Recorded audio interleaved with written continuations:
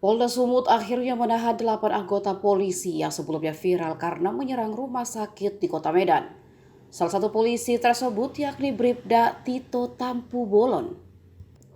Bribda Tito lah yang jadi penyebab kenapa anggota lainnya ikut melakukan penyerangan dan menganiaya perawat rumah sakit.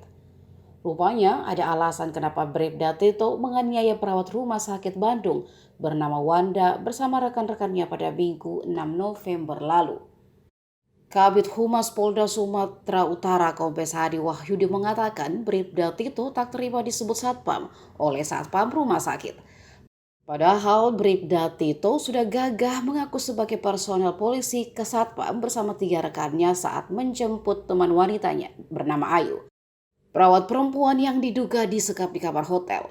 Perkataan itulah yang dianggap sebagai penghinaan oleh Bribda Tito sehingga ia mengabarkan kepada ratusan rekan seangkatannya melalui grup WhatsApp untuk mencari satpam rumah sakit.